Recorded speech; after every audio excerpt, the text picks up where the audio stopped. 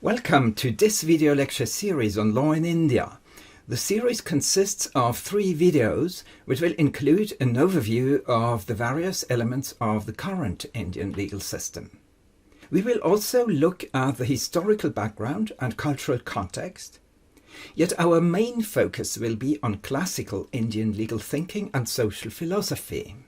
This will provide us an opportunity to dive into an amazing and entirely different world. Namaste. Here is the lecture outline. A short introduction will give us some first idea of what is India.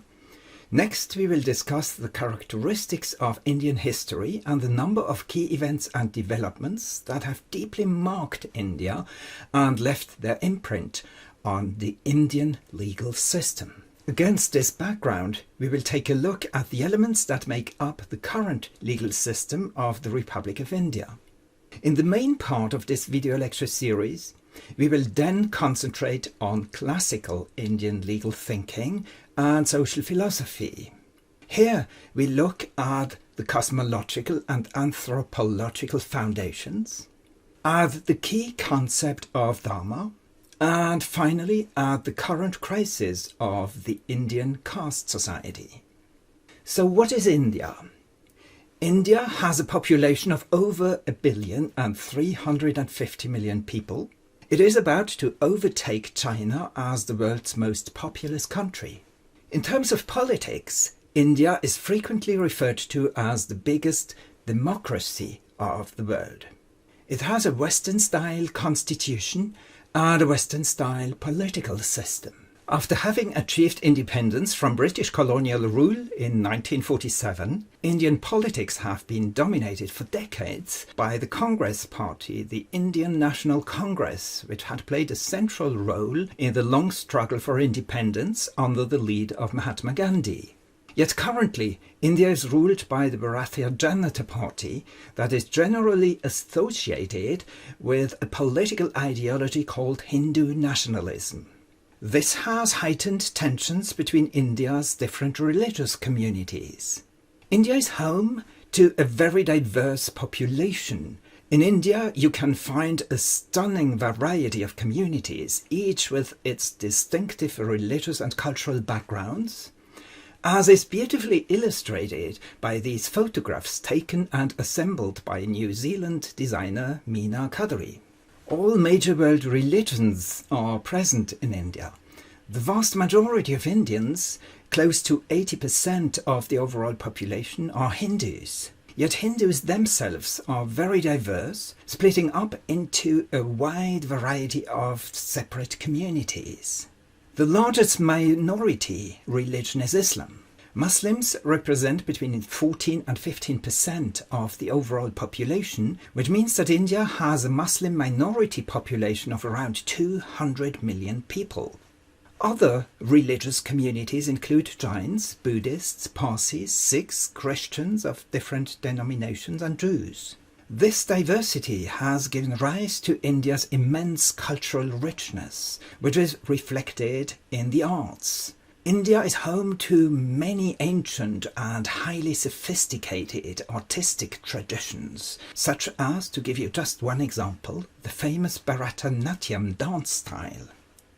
More recently, India has also developed into a major centre of film creation. In terms of annual movie output, India now seems to be the biggest film-producing country in the world. Are you fond of Bollywood movies with their well-known dance scenes? Do you know any of those actors and actresses who are among the most famous in India? You can be sure that almost every Indian would know them all. What is typical in terms of related legal issues is this kind of disclaimers you can regularly find in Bollywood movies, especially in movies that take up topics from Indian history. And the most significant part is what you have at the end. Neither the producer, nor the director, nor the artists intend to outrage, insult or hurt any religion or the religious organization's sentiments, beliefs or feelings of any persons, class, caste, tribe or community. This reflects India's sense of cultural diversity and also India's secular constitution that prohibits any kind of discrimination based on religion, class, caste, tribe or community. Of course, India's immense cultural diversity also stems from its geographic dimensions. India is not just a country like any other, it's a country on the scale of a subcontinent. It stretches from the Himalayan mountains in the north, across the fertile plains of the rivers Indus and Ganges, the desert of Rajasthan, the vast dry highlands of the Deccan, all the way to the tropical coasts of the south. The people who live on that vast subcontinent speak hundreds of different languages, 30 of which are spoken by more than 1 million. No wonder that the history of the Indian subcontinent is rich in events. What are the characteristics of Indian history? What are the key events and developments that have shaped India and left their imprint on its legal system? What is striking when we look back at India's long history is that most of the time the Indian subcontinent was the theatre of relentless political power plays involving a multitude of different kingdoms and princely states, fighting each other almost constantly.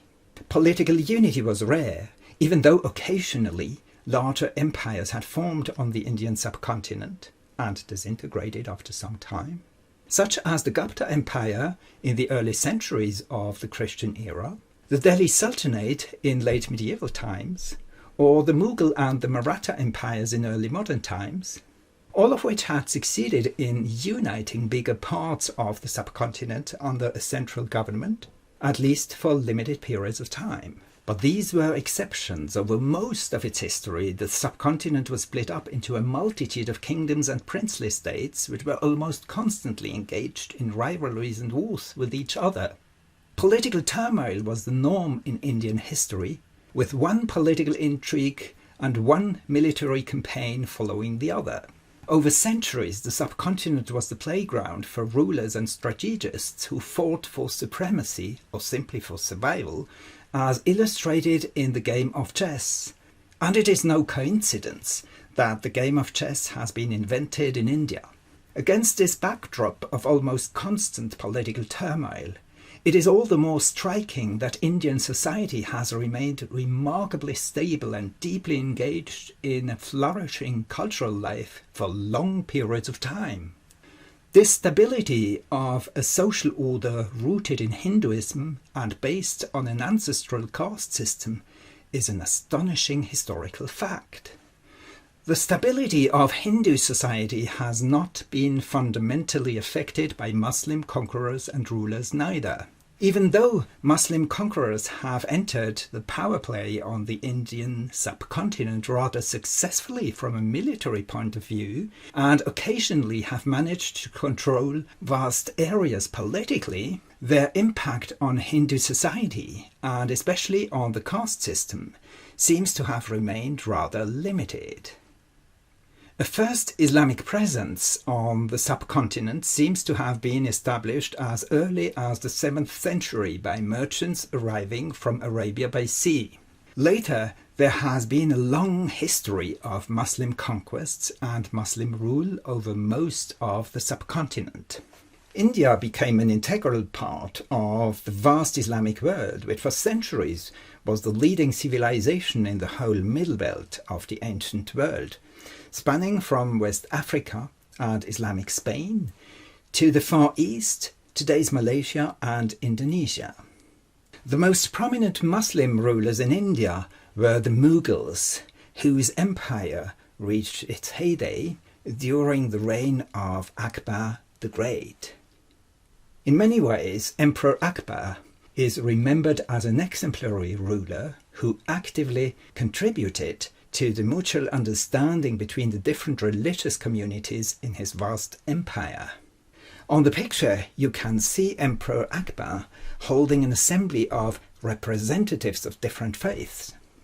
Some years ago, his remarkable story has also been told in a major Bollywood production, which is worth watching if you have the opportunity to see it. In the early 17th century, the Mughals controlled the bigger part of the Indian subcontinent, running an efficient imperial administration that used Persian as its official language throughout the empire. At the time, the Mughal Empire was probably the wealthiest state worldwide.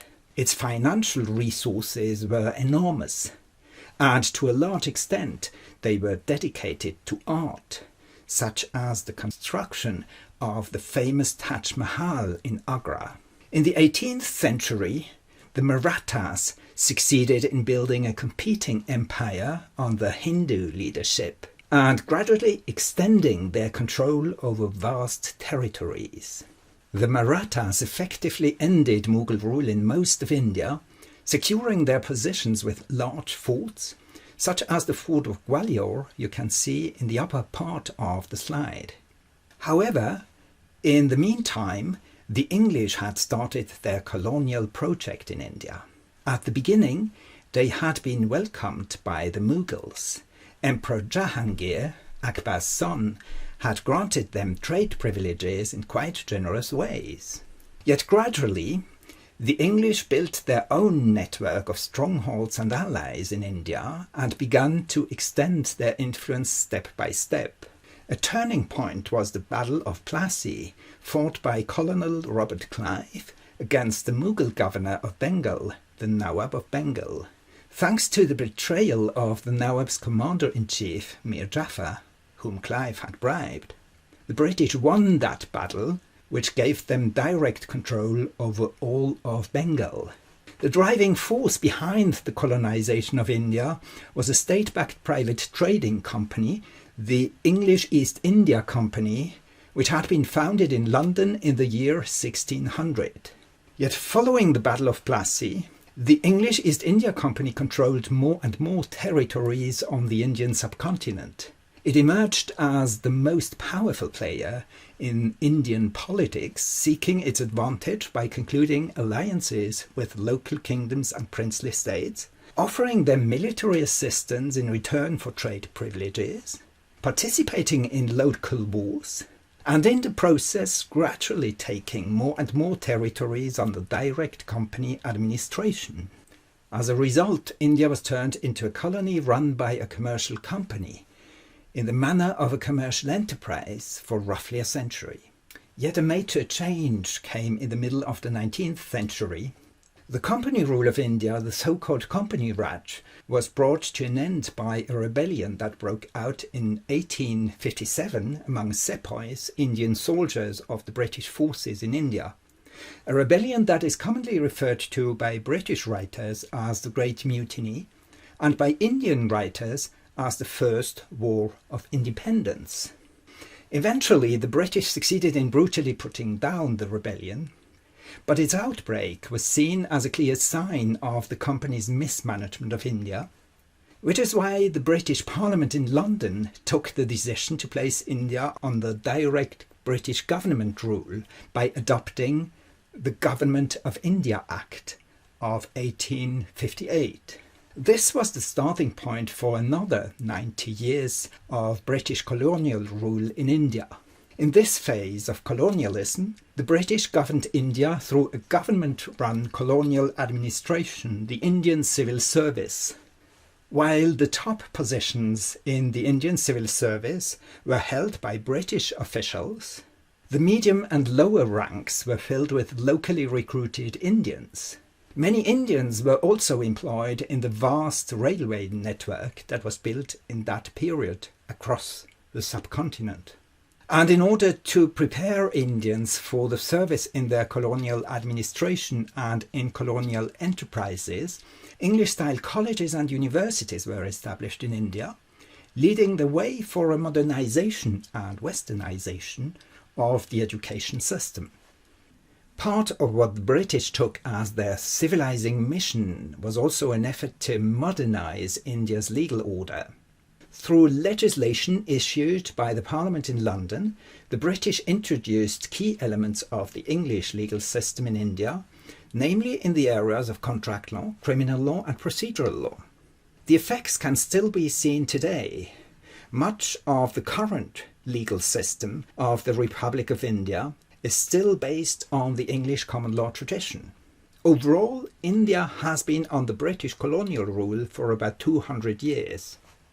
After decades of struggle for independence, the colonial rule finally ended in August 1947. The Republic of India was established 3 years later with the adoption of the Indian Constitution in 1950. Within the independence movement, the Indian National Congress, whose leader was Mahatma Gandhi, had played a central role. For the most part, the long-standing Indian resistance against British colonial rule had been inspired and set in motion by Mahatma Gandhi. Gandhi was a lawyer trained in London. He had been living in British South Africa for 21 years, before returning to India in 1915 and taking the lead of the struggle for independence, where he very effectively put to use the toolkit of non-violent protest he had developed as a civil rights activist in South Africa. India's independence, reached in 1947, was and still is widely credited to Gandhi. To a large extent, India's independence is his achievement. However, Gandhi's vision of a politically unified Indian subcontinent proved tragically unachievable. In the years leading up to independence, a deep divide had developed between the All India Muslim League and Hindu nationalist organizations such as the Hindu Mahasabha and the Rashtriya Swayamsevak Sangh, the RSS. A divide that had also been further stoked by the British as a means to weaken the opposition to their colonial rule. Eventually, the partition of British India into Muslim-majority Pakistan and Hindu-majority India could not be avoided despite all of Gandhi's efforts. Muslim politicians led by Ali Jinnah and Muhammad Iqbal had developed the so-called two-nation theory, affirming that Indian Muslims formed a separate nation entitled to their own state. On the other hand, leading Hindu nationalist politicians Savarkar and Golwalkar had brought up the idea of a distinct Hindu political identity, for which Savarkar had coined the term Hindutva, justifying the creation of a separate Hindu nation or Hindu Rashtra. These developments had undermined mutual understanding and prepared the ground for the tragedy of the partition of India. When the British departed, after having announced the creation of the two separate states of India and Pakistan, Hindus and Muslims, who had lived next to each other peacefully for generations, suddenly started to attack each other all over the subcontinent, with Muslims fleeing to Pakistan and Hindus leaving Pakistani territory to seek refuge in the territory of the emerging Republic of India. The partition resulted in 14 million people being displaced and, depending on the estimate, between 200,000 and 2 million people being killed. Despite this tragic end of British rule, India remains deeply marked by its colonial past in many respects, including its political system and its legal order. In many ways, modern India is built on the legacy of British colonial rule. So in hindsight, to what extent was British colonial rule a blessing or a curse for India? It's a question that remains controversial. Some years back, well-known British historian Niall Ferguson published a best-selling book entitled Empire: How Britain Made the Modern World. While acknowledging that by and large the British Empire had followed a logic of British self-interest, what Ferguson puts the emphasis on is the British contributions to shaping the modern world, and more particularly to building modern India. You can see it in these two passages from Ferguson's book. The first, which is taken from the introduction, says that many charges can of course be levelled against the British Empire, yet the fact remains that no organisation in history has done more to promote the free movement of goods, capital and labour than the British Empire in the 19th and early 20th centuries. And no organisation has done more to impose Western norms of law, order and governance around the world. The second passage is from the conclusion at the end of the book. Ferguson argues that, without the influence of British imperial rule, it is hard to believe that the institutions of parliamentary democracy would have been adopted by the majority of the states in the world as they are today. India, the world's largest democracy, owes more than it is fashionable to acknowledge to British rule. Its elite schools, its universities, its civil service, its army, its press, and its parliamentary system all still have discernibly British models. In a somewhat broader context, Ferguson also defends Western imperialism in his interesting TED Talk on the 6 Killer Apps of Prosperity that summarizes another of his best-selling books entitled Civilization, the West and the Rest. In that TED Talk, Ferguson concludes that empires weren't all bad. This way of looking at Western imperialism is strongly opposed by others, for example by Shashi Tharoor, a prominent Indian politician and former high-ranking United Nations official in New York. In 2015, Tharoor delivered a speech at Oxford University on the question of whether Britain owes India reparations for its 200 years of colonial rule. The video of that speech went viral on YouTube, especially in India. Commenting on the success of his Oxford speech, Tharoor made this statement: "Popular histories of the British Empire, by the likes of Niall Ferguson, have painted it in rosy colours, and this needed to be challenged." I think it's worth taking a look. You can easily find Ferguson's TED Talk and Tharoor's Oxford speech on the internet. But as far as our video lecture series on law in India is concerned, we are reaching the end of the first part. The next video will focus on some key elements of the current legal system of the Republic of India. See you soon.